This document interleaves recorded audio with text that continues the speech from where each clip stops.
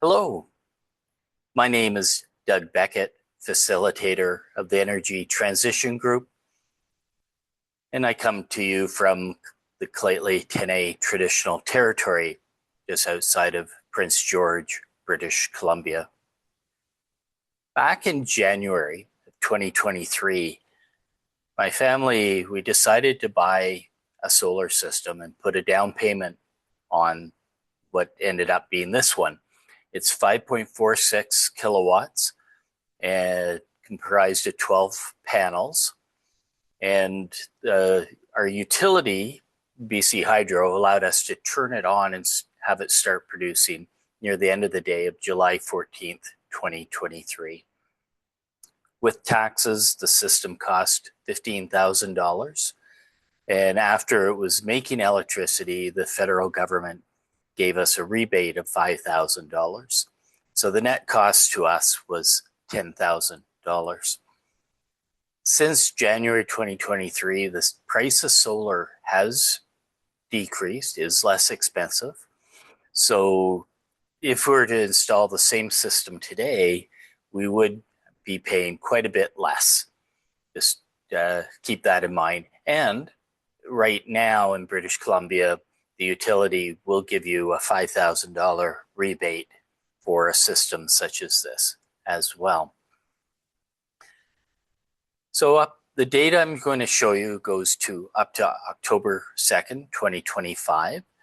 And so from July 14th, 2023 to October 2nd, 2025, our system produced over 12,000 kilowatt hours of electricity. This has reduced what we've paid to the utility by over $1,500. And we'd also accumulated 717 kilowatt hours of electricity that we could use after October 2nd for free at no cost from the utility.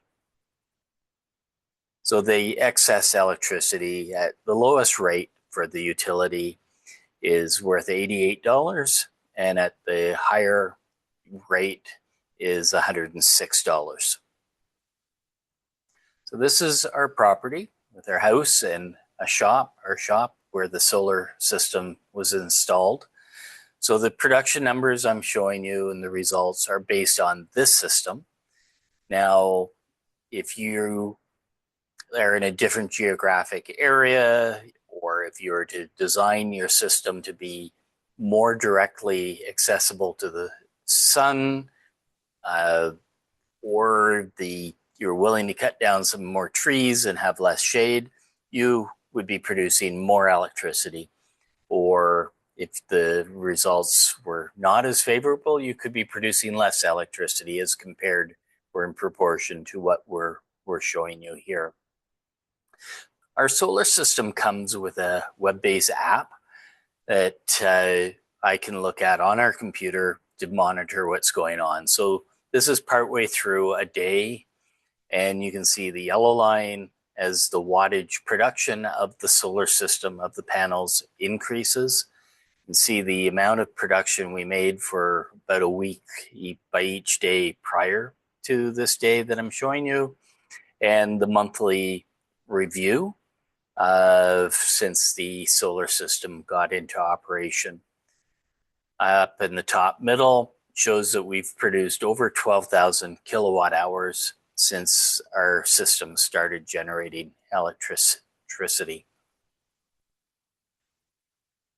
So another web page shows each and every panel. So you can monitor your production panel by panel. This shows the production, the wattage increasing over the day at the bottom. And that's this specific point in time that we're showing for the panel production in that day. Another web page shows that in 2023, which again was a partial year, we produced over 2,000 kilowatt hours of electricity. In all of 2024, we produced over 5,000 kilowatt hours. And in 2025, we have, as a partial year, we'd still already produced over 5,000 kilowatt hours.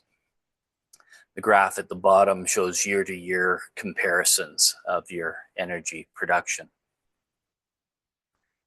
So being interested in data, I downloaded our solar production data and divided it out into the 2-month billing periods that our utility monitors and charges us for electricity.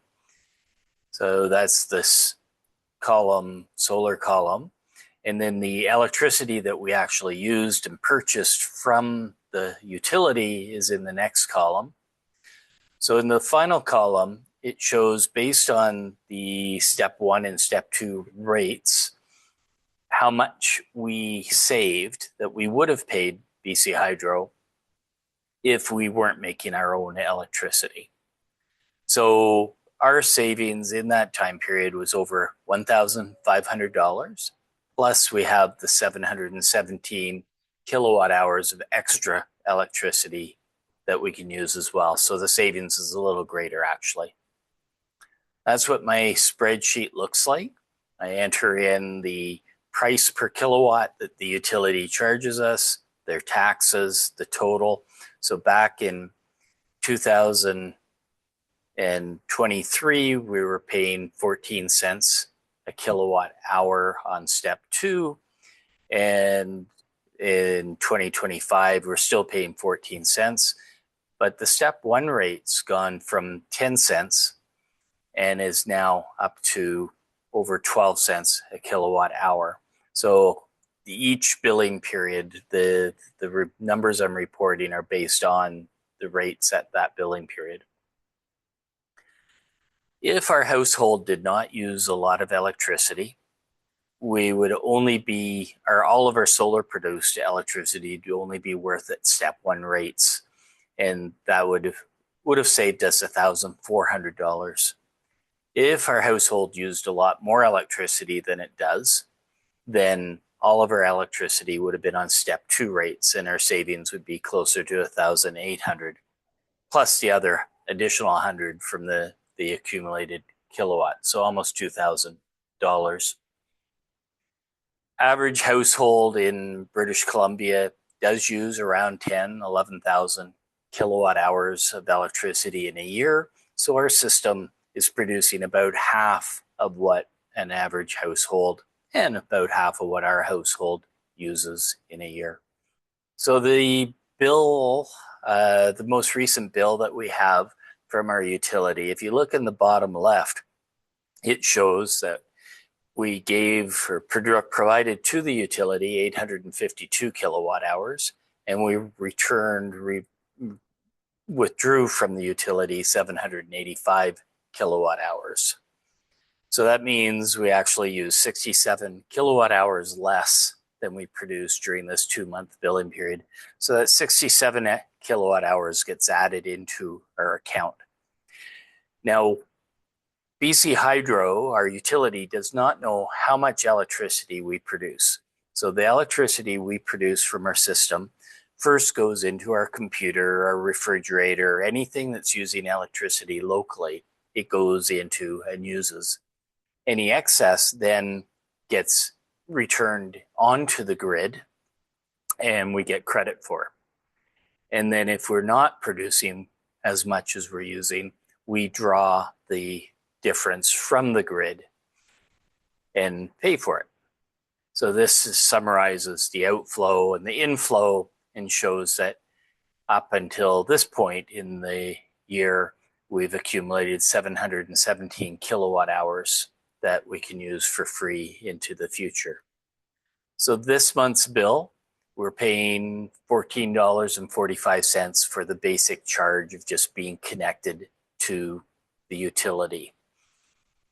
And then our previous 2-month period, we paid $10.27.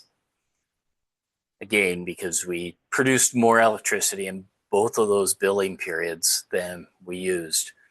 Over to the left, it shows 12 months of billing periods. The light blue is the electricity that we drew in from the grid to our house, and the dark blue shows the flow of electricity from our solar system, the excess, onto the grid. So I hope you enjoyed that presentation and found it informative. Please reach out to me if you have any questions, comments.